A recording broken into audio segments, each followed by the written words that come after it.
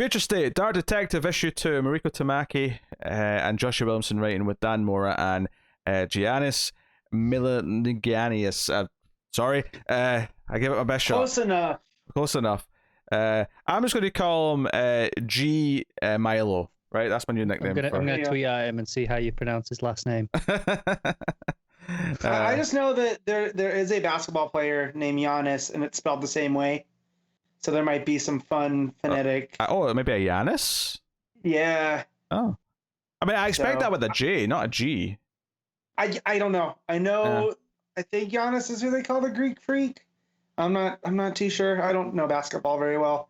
But I do know from listening to certain sports shows that they do call him Giannis and not Giannis. Who knows though? Everyone's names are different.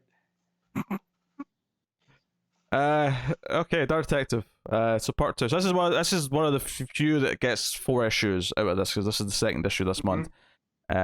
Which isn't necessarily a bad thing, because the first part of the main story of this was one of the more positive, I think, in terms of reception.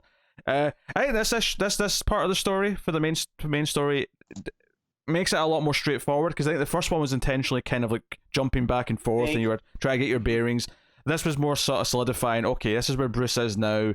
They believe him to be dead, but he's living with this conspiracy nut. Which actually, the ending of this story kind of made me laugh a little bit, because the whole kind of joke is that this conspiracy nut thinks that they're being watched and everything. He thinks the TV's spying on him. And then by the end of the issue, Bruce kind of realizes that, it's kind of true. They've got invisible little bug drones that are spying on people. Nanos. Which also makes me question Fox and how much he has to do with the magistrate at this point. Also, learning from this that the magistrate doesn't seem like, at least at first, is a person as much as it's a group that the mayor brought in, and then they kind of lost control of them, and they took over the city. That's the vibe that I'm getting. Yeah. First things first, Dan Moore's art, who's back on art from the first part, is wonderful again. Yep. Particularly anytime they're out and the lights and there's explosions or there's neon, it's just delightful to look at. And a lot of that's down to Bel-Air's colours as well, right? Yeah. Also, there's like robot drone things in this, which actually pop up in a few of the books this week.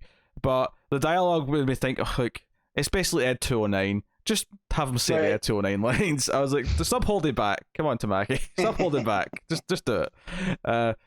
But yes, so Bruce is investigating, trying to figure out what's going on. After we get the sort of the backstory of like, Peacekeeper 1 knew that killing Bruce Wayne meant that he'd kill Batman as well, and so that's interesting. So who is Peacekeeper 1? That's a mystery, and it may be Dark Detective, because we're dealing so specifically with Peacekeeper 1. This might be the book that does it by the time we're at issue 4, and reveal who it is. But yeah, so we see him in present day living with this old man. I say living with, he's renting out the basement because it's one of the few places in the city that doesn't require like eye scans and like he's IDs. an incredibly paranoid off the grid trapper, and is like doing this old school. So Batman's living out of this basement and doing his best to try and keep things going. And he tries to investigate this. It's one of their bases, the magistrate's like office or plant or something. I will admit, this isn't as bad as the 0 Year example, but there is an example here of him referring to an event by using the comic book title of the Joker War. Right. This one is not as much of a stretch, but it did make me pause for a second and go, okay, all right. Yeah, I mean, I could understand Bruce referring it to that, right? Because to him, that's what it was. But like hearing that from if this was on like a newscast or something, would have been like a little bit different. I mean, don't get me wrong. There's definitely titles in comic book events that can work as an in-universe name for something that does feel natural. But some of them, the one that always sticks out is Gordon saying, "Oh, that was in the 0 Year." After the 0 Year, I was like, "Shut up." No, that's what I'm talking about. Something like that where it just feels forced. Here, coming from Bruce, it's like, oh, it hasn't been since the Joker War.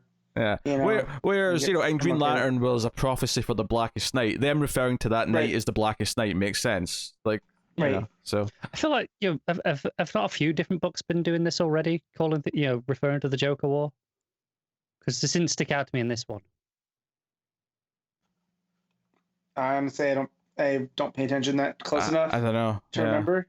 Okay. But I know what Pete's talking about here, because I thought the same, kind of going like, oh, okay, this is a little bit weird. No, I get it. I get the concept of it. I've definitely felt that with different ones, but I think I've seen it. I feel like I've seen it 3 or 4 times before this already, so I guess I've adjusted. Yeah. It's. I think that I enjoyed this part. I don't know if I enjoyed it more or less than the first part. I think, on the one hand, I like that I have more of a footing in what the story is, and the art's still phenomenal, and it's sort of clearly setting things up. And it's very much defined all by kind of like getting to whoever's leading the magistrate, who is Peacekeeper 1, all that stuff. So I feel more kind of in tune with what the story's doing this time. I think it's weird because I'm interested in the mystery of the answers, but I feel like I'm not that interested in the actual story that it's telling to get there, if that makes sense. No, I mean, it's fine. I did see some pushback against this, saying that it wasn't nearly as good as the first issue. But, I mean, this is part 2 out of a 4-part story, so I feel like sometimes in the middle, you have to kind of, I don't want to say kill time, but there are going to be spots to breathe. So... Yeah, I wouldn't say it was killing time so much as that it's just a more normal, straightforward telling of what's going on, and that inherently is less flashy than what the first issue did. Right. I think so. But I got some chuckles out of the Bruce kind of at the end being like, you know what?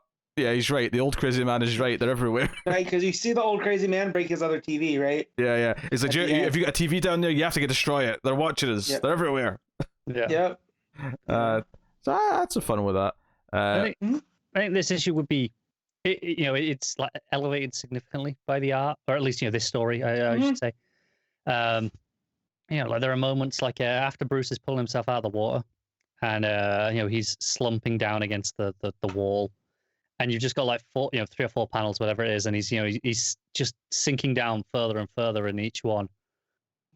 Just the sequential nature of that, it's just really effective, and mostly in silhouette as well, but with these bright colors of the city. Moments like that where it feels like it's a pretty standard, typical beat, but I think it's sold by the art team. Yeah.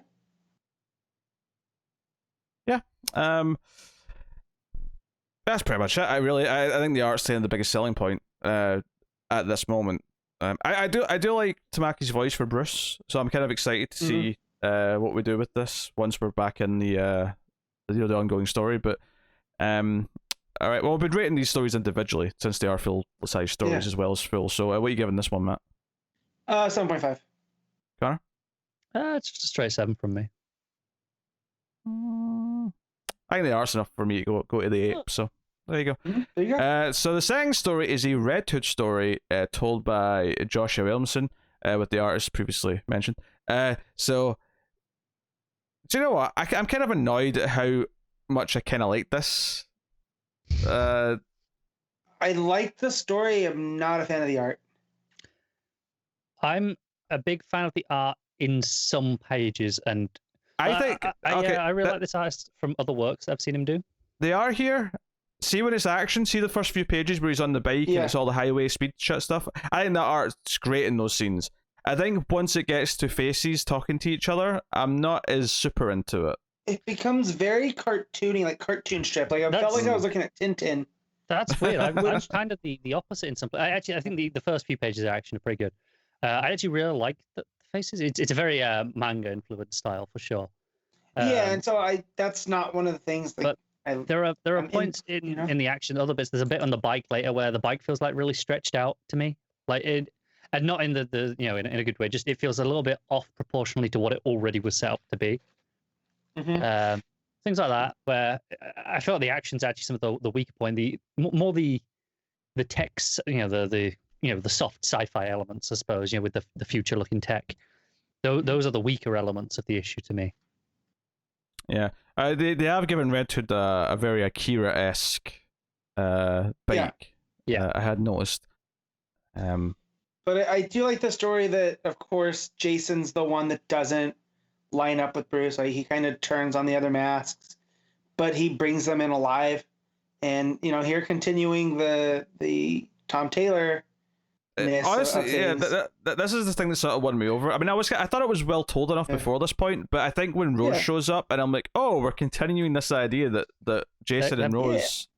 And it makes sense. Going to bring this into some sort of continuity. I mean, I know this is the not really. This is the potential future, but I wouldn't be surprised if they bring this back into present day and kind of start seeding this relationship from there. Right, and because again, it makes sense, you know.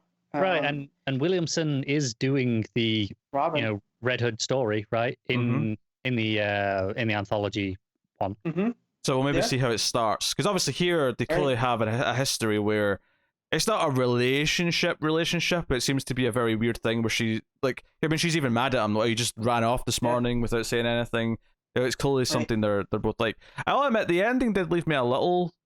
I don't want to say confused, because so they're hunting after someone who's got a classic Red Hood style outfit on, and Jason's wanting to do it on his own.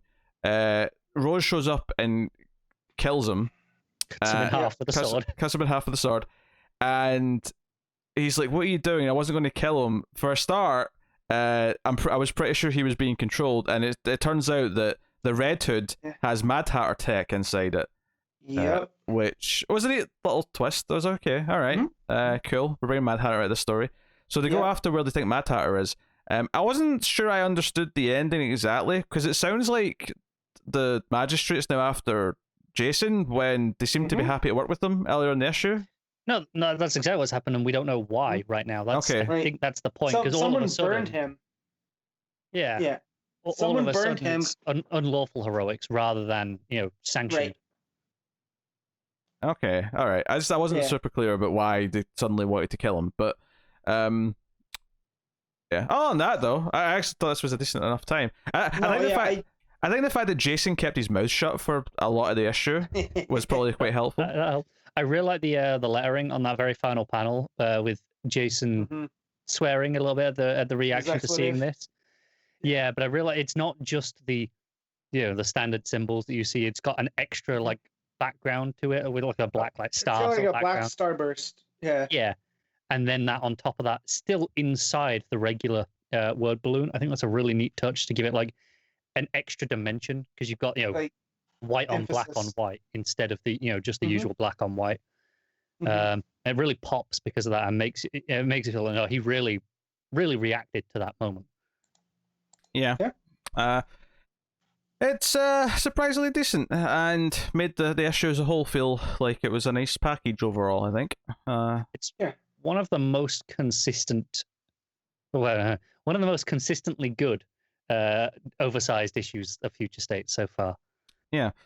I don't think any of the triples have had quite that privilege, but I mean, so it's easier when you look at two, but it is nice. Yeah, but I mean, not every time not all stories even have one good in the doubles.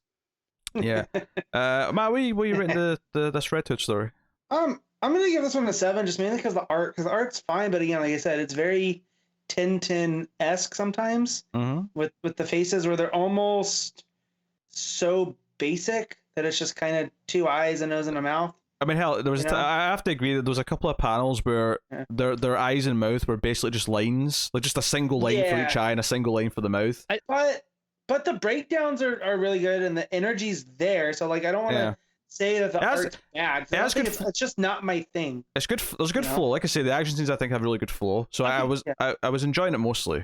What's important to note about the faces is while the detail is stripped way back compared to I mean, hell, Dan Mora in the first half of this issue, right? Yeah. The detail is stripped way back, but the expression and the point of what they're saying with their face, what they're doing is always clear. Even if it is just down to a couple of lines, you can always read the face and know exactly what look they're supposed to be giving.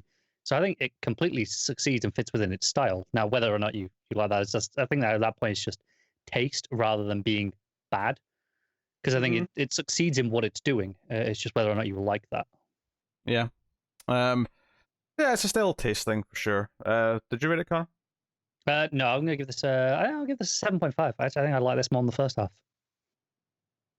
Yeah, I probably landed a 7.5 as well. I probably like the first half a bit more, but it's actually kind of shocking that the Red Hood backup was able to get this close to it for me. So, fair play to Williamson. Maybe it shows that the right people writing Jason Yeah. Although, to be fair, I think having Ravager there as a character that I like more, is a sort of an equal sort of second half, is a really good thing for it. I think for the last 10 years, really since not Rebirth, the one before it, New 52, there's only kind of one person writing Jason, and it's someone that we didn't enjoy. So the fact now that we're getting different takes on him, and like just over the last 3 months, that right? probably We've had helps. Johns, Yeah. We've had Taylor, and we have Williamson. So hey, I think it helps that Ravager, she's kind of a character that fits alongside Jason, who's also likable. Whereas I think some of the other characters, I mean, admittedly, again, the writer being someone we don't like is maybe the biggest factor. But I like Bizarro when he's used correctly. I don't know if I necessarily want Bizarro running around with Jason Todd. It just doesn't feel like a nice fit to me.